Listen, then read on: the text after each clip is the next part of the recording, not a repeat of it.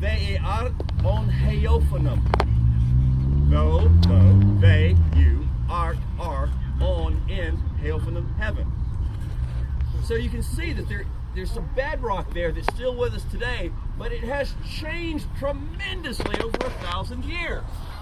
And the reason it has changed is because of a very specific event, October 14th in the year 1066, the Battle of Hastings. Yes, she said it along with me. Give a hand to my history nerd.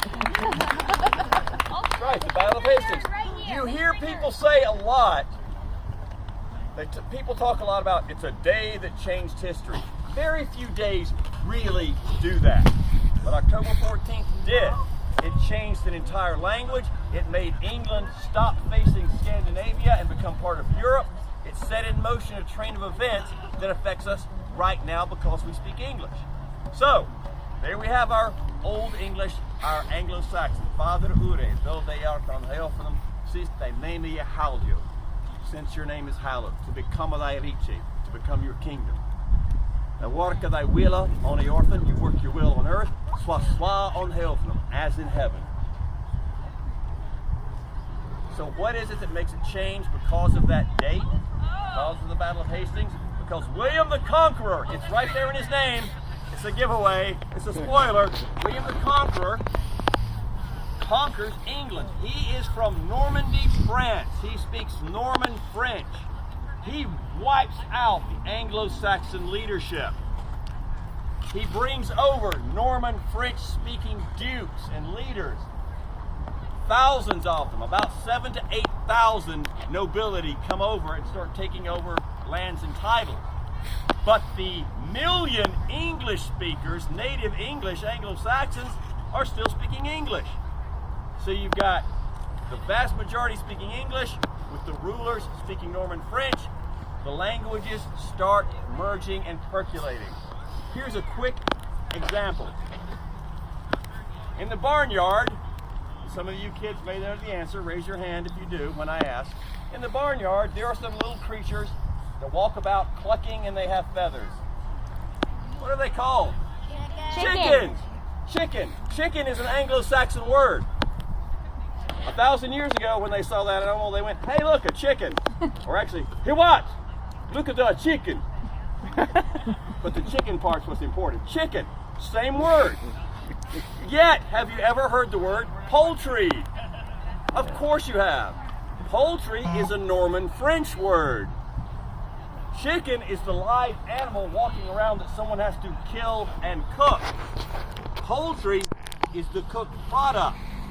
Do you see what I'm getting at here? The nobility, the Norman French, start using their word, well, it's poultry because it's what I'm eating. The English, no, it's a chicken because it's what I had to raise and cook for you.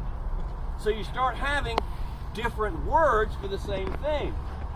You might think that's confusing, but what it really does, it makes English a very expressive language. So, despite the fact that William the Bastard, because his parents were not married and he was mean, despite the fact that he won and I wanted Harold to be king, ultimately it makes the English language more versatile. So the English and the French start mixing together. 1066. Let's go forward 300 years. 1360s. 300 years forward. The 1360s. Here's what English sounds like then, and you may recognize this. Quander April with his shuri suta, the drought of March hath pierced to the ruta, and bathed every vein in switch liquor, of which virtue engendered is the fluid. When Zephyrus echo with his sweaty breath, inspired hath in every halted heath the tender crops, and the young sun hath in a ram his half course run, and the small fool is make a melodia, that slipping of the nectar so pricketh him nature in your courages. Then, long in folk to go on pilgrimages, and palmers for to seek in strandes, and Fernie Hall is couth and sundry landers, and specially from every shire's end of England to Canterbury they wend, the holy, blissful martyr for to sake, that him hath hoped when they were sick. What was I reciting? Chaucer, specifically what work? Canterbury Tales. Yes, give her applause, please. So exactly, so 300 years after the Norman conquest, that's what English is sounding like. Now, there are still some strange words there, but you probably recognize things like march and drought and pierced to the root and small foule fowls, this bird that pricketh him near to it and here courage, heart. So you're starting to pick out things, and the sentence structure is starting to be more recognizable. So that's 300 years. It's changed from Father Ure though they are from helping them to when in April the shower's sweet. Wanderapel of the Shuri Sutta. Now let's go forward another 250 years. The language continues to evolve. Now we call that language Middle English. Once again, they called it English. Let's go forward 250 years. The late 1500s, the time of Shakespeare. A lot of people say, oh, Shakespeare wrote in Old English. Really? In Hamlet, do they say, Father Ure though they are tom helfen them? No. They do say to be or not to be. Let's do another Shakespeare. Let's see the opening lines of Henry V. Oh, for a muse of fire that would ascend the brightest heaven of invention, a kingdom for a stage and monarchs to behold the swelling scene. Now, that's elevated language, but you've probably heard all of those words before. You can understand what's being said. Here's another Shakespeare quote from the play Twelfth Night. The character Sir Toby Belch, when they're talking about the party they've been to, he says, one guy's saying, we weren't out that late. Sir Toby Belch says, all I know is that to be up late is to be up late. That sounds absolutely modern, does it not? So a few of you are shaking your head like you know exactly what he's talking about. To be up late is to be up late. But Shakespeare writes in modern English. So it's a journey from 1066, 1166, 1266, 1366, 1466. 1560s is when Shakespeare is born. So about 530 years. That's how long it takes for that journey to get to early modern English. And it affects each and every one of us that can understand what I'm saying right now because we're speaking English. Now, because we always like to combine education with violence, let's take a look at some of the weapons that made that change happen. Because as I said, the English language changes because of the Battle of Hastings. Well, let's look and see what weapons were being used 1,000 years ago at the battle that changed the way English sounds. So, Bjornus, get your shield and your spear. Now, I just called him Bjornus. Is your name in fact Bjornus? It is not. What is your name? My name is Trey. All right. But I called him Bjornus. Let's take a look at some more Old English, some more Anglo-Saxon. Here's a poem called The Battle of Malden. Here's a line from it. Full bodliche, Bjornus lerde. What that translates to is full boldly the old warrior, that's me, taught the young one. That's me. He is the Bjornus. So for the rest of the day when you see Trey, feel free, nay, I demand you call him Bjornus. So here's our Bjornus. Let's say it's October 14th, 1066. He is here ready to defend England from the Norman invader. And let's look at his weapons. Hold your spear up. Show your shield out. Like this. There you go. And then at his side, he's got a knife. Shield, spear, and knife. This is the most numerous type of soldier. We all think of swords, helmets, and armor. Nope, it's this guy, Bjornus. Give him a hand.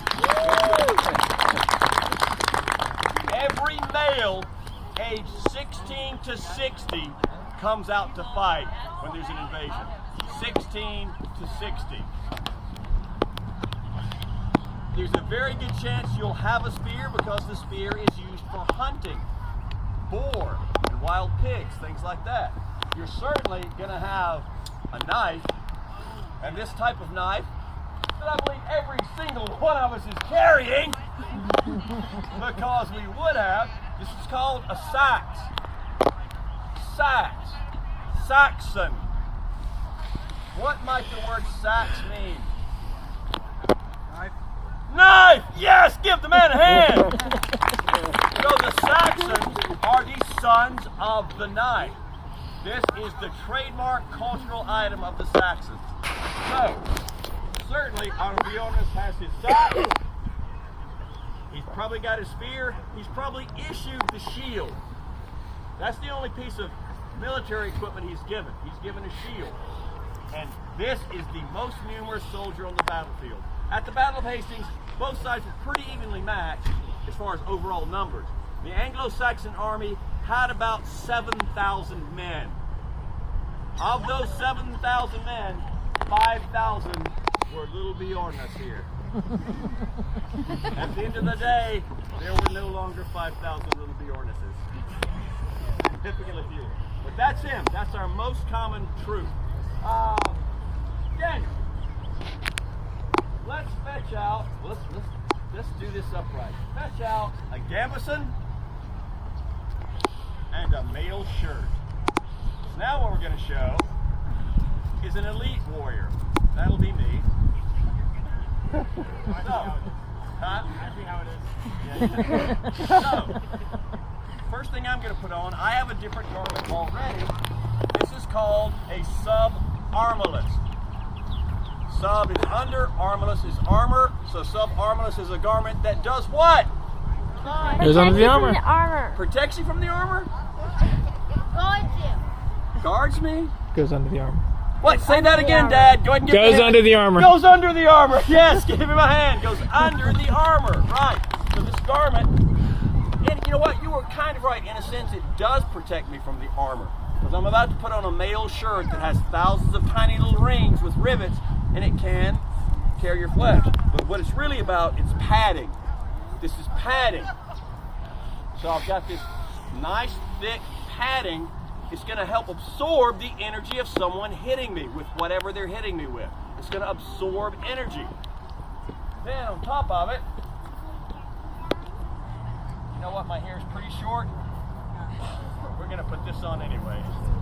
It's called an arming cap. All right. Push that thing high. Get behind me. Push it high, and I get. So this is the mail shirt. Thousands of rings of metal riveted together.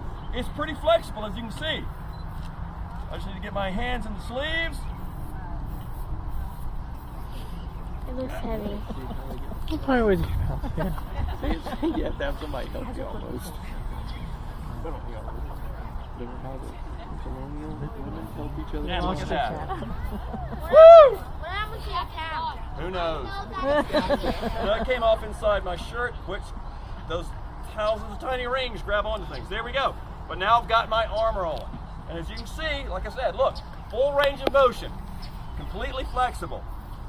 I'm probably not going to do this much longer. This weighs about 60 pounds.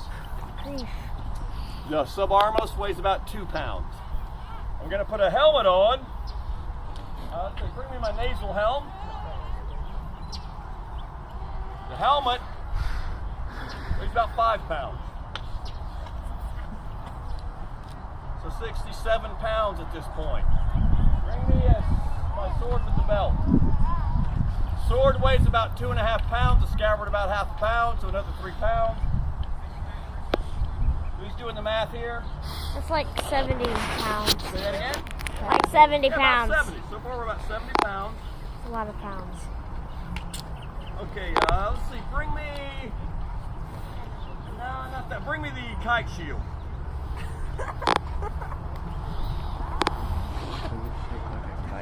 So we're 70 pounds now. He came prepared. About a 75 or so now with the sword. Shield's about 10. Right now, You know what? Let's add one more thing. Spear. Because the spear, no, you need that beyond this. This is why he dies. So spear only about 1.5 pounds.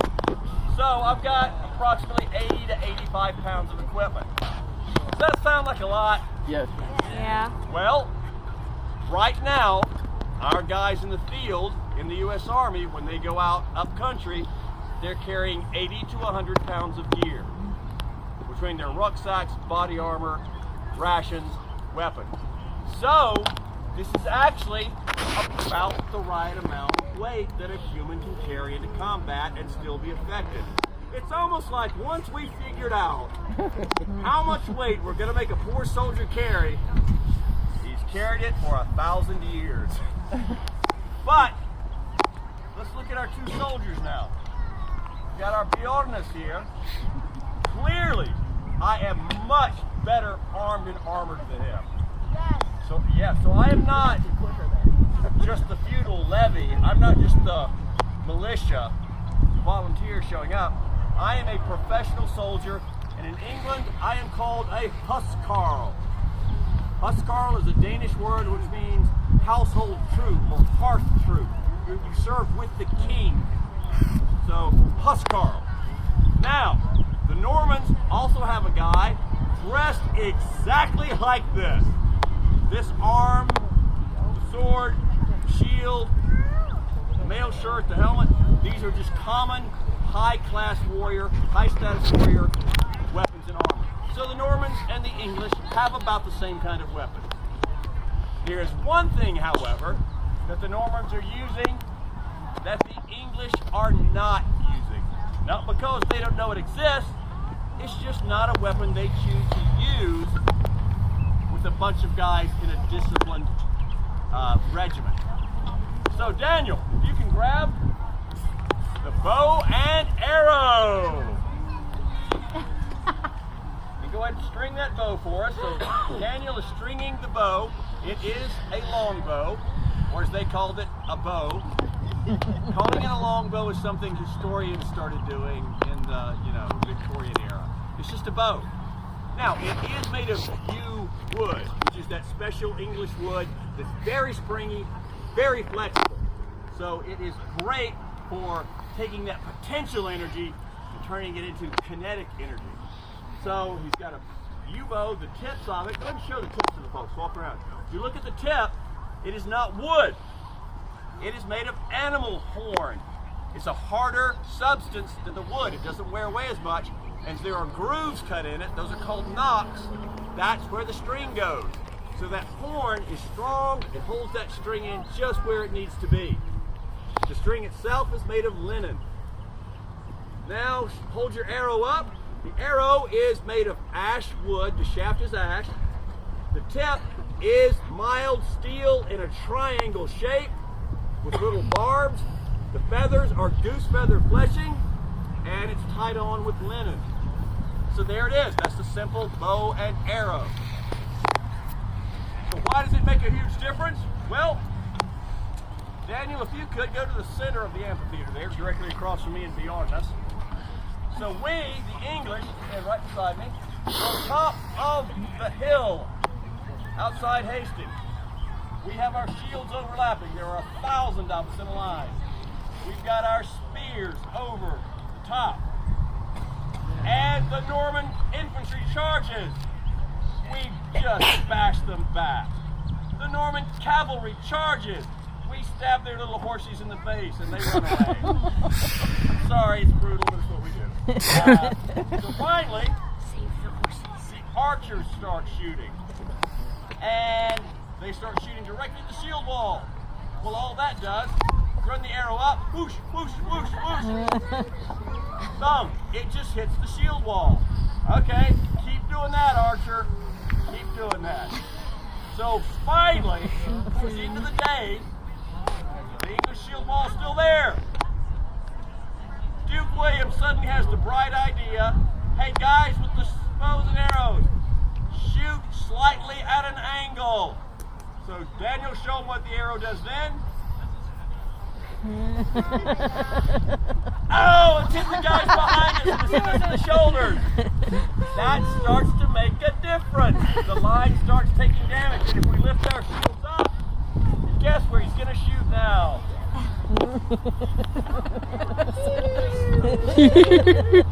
Oh, Bjornus! Oh, Bjornus, I will avenge you! Oh no, he's dead. Have a funeral. So, all that boy is saying is the bow and arrow, the archers on the Norman side that make the big difference. Like I said, it's not that the English don't know about bows and arrows. They do. They do use them in the battle. They have guys, what we would call snipers, but they're not having 1,000 archers together loosing their arrows at the same time. Command and control. Disciplined volley fire. That's what finally breaks the English shield wall. And then my beloved Harold, King of England, takes an arrow to the eye. It doesn't kill him, but it doesn't help. It's very hard to command your army when you've got an arrow in your eye. He's in effect blinded. And so he loses control of his army. The Normans break through, and English starts to change. So that is the story of England. That is the history of England. That evolution starts because of a very specific battle and very specific weapons. Thank you so much. Now, does anyone have any questions or indeed any answers? Yes, what is your question? Can that other guy shoot the bow? You mean you would like him to demonstrate it right now? Unfortunately, we don't have a target. Are you volunteering? We could use one of our shields. Hey, those shields cost money. But actually, you're right. That's the purpose of the shield. But we're not going to do that because we're not really set up to safely shoot the arrow. They can veer off. You probably won't. But no, we're not going to shoot the arrow today. Any other questions? Any other answers? All right, well, thank you so much for coming out this morning. We'll be doing more programs later on in the day. Visit the rest of the fair. Feel free to come up and ask questions. Feel free to try on the male shirt. As a matter of fact, I should probably take it off. This is going to be funny. But I'm going to take it off the same way they took it off 1,000 years ago. Daniel, I may need your help. I'm going to take the sword belt off here.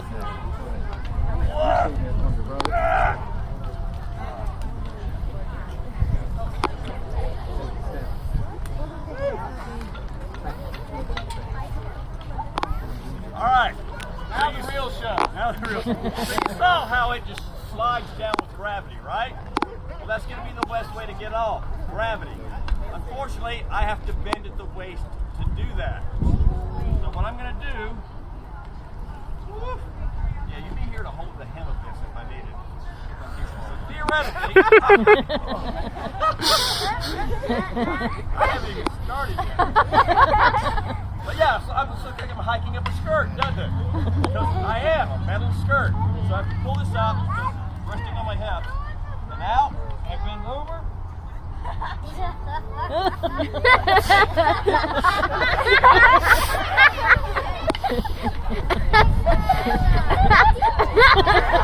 It looks like you're molting. Molting. Oh, you did it! And that is what we call the dance. Thank you very much. That's an example of human molting. It wouldn't come off.